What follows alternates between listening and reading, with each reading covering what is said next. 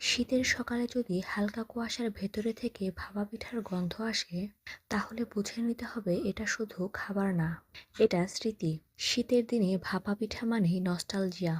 এই কথাটা আমরা অনেক সময় বলি, কিন্তু কেন বলি সেটা ঠিক করে ভাবা হয় না।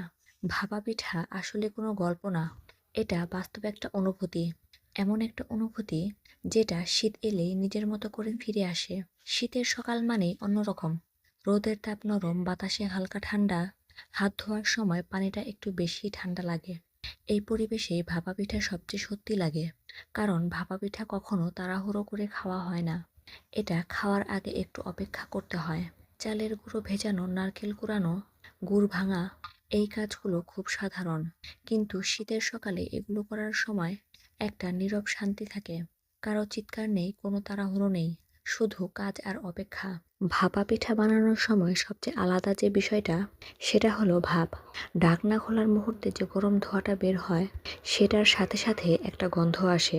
চালের, নারিকেলের, গুড়ের, সব মিলিয়ে একটা পরিচিত গন্ধ। এই গন্ধটাই মানুষকে থামিয়ে দেয়। এই গন্ধ মনে করিয়ে দেয় শীত এসেছে। ভাপা পিঠা হাতে নেওয়ার সময় আঙুলে হালকা গরম লাগে। বেশি গরম না, আবার ঠান্ডাও না। এই তাপটাই যেন ঠিক শীতের মতো। প্রথম কামড় দেওয়ার সময় কোনো শব্দ হয় না। নরম পিঠা আস্তে আস্তে ভেঙে যায়। তারপর ভেতরের নারকেল আর গুড় মুখে ছড়িয়ে পড়ে। এই মুহূর্তে মানুষ চুপ হয়ে যায়, কথা বলতে ইচ্ছে করে না।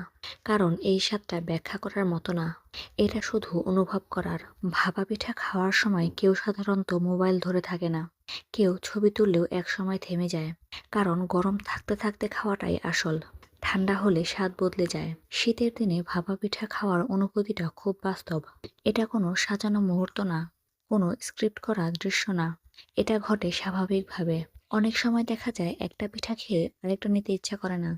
আবার কিছুক্ষণ পর হঠাৎ মনে হয় আরেকটা হলে মন্দ হয় না। এই সিদ্ধান্তগুলো খুব ধীরে আসে। ভাপা পিঠা খাওয়ার সময় আশেপাশে যদি কেউ থাকে, তাহলে কথা কম হয়।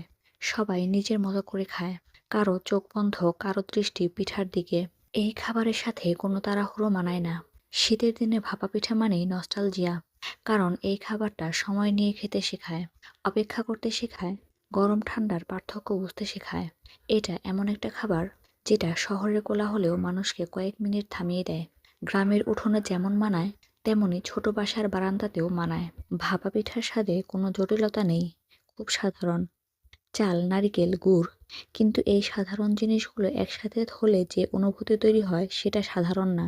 আপনি যদি ভাপা পিঠা খাওয়ার সময় একটু থেমে শ্বাস নেন, তাহলে বুঝবেন এই স্বাদ শুধু জিভে না, বুকেও লাগে। শীতের সকাল, বিকেল বা সন্ধ্যা, ভাপা পিঠা সবসময় আলাদা লাগে। সকালে বেশি নরম লাগে, বিকেলে একটু ভারী, আর সন্ধ্যায় একদম আরামদায়ক। ভাপা পিঠা খাওয়ার পর সাধারণত কেউ তাড়াতাড়ি উঠে যায় না, বসে থাকে। চা থাকলে চা খায়, না থাকলেও বসে থাকে। এই বসে থাকাটাও গুরুত্বপূর্ণ, কারণ এখানেই নস্টালজিয়া কাজ করে। ভাপা পিঠা আমাদের মনে করিয়ে দেয় সবকিছু তাড়াহুড়ো করে করতে হয় না। কিছু জিনিস ধীরে ধীরে উপভোগ করাই ভালো। শীতের দিনে এই পিঠা খাওয়ার সময় মনে হয় সময়টা একটু ধীরে চলুক। বাইরে ঠান্ডা থাকুক, ভেতরে গরম থাকুক। এই অনুভূতিটা খুব বাস্তব, কারো শেখানো না, নিজে নিজেই আসে। ভাপা পিঠা শেষ হলে হাতে হালকা গুড়ের মিষ্টি ভাব থাকে, আঙুলে নারিকেলের গন্ধ। এই গন্ধ সহজে যায় না। এই গন্ধটাই অনেক সময় অনেক দূরের স্মৃতি ফিরিয়ে আনে। কোনো নির্দিষ্ট গল্প না, কোনো নির্দিষ্ট ঘটনা না, শুধু একটা অনুভূতি। শীতের দিনে ভাপা পিঠা মানেই নস্টালজিয়া, কারণ এটা আমাদের থামতে শেখায়, অনুভব করতে শেখায়। আপনি যদি কখনো শীতের সকালে চুপচাপ ভাপা পিঠা খান, তাহলেই বুঝবেন নস্টালজিয়া আসলে স্বাদের ভেতরে লুকিয়েই থাকে।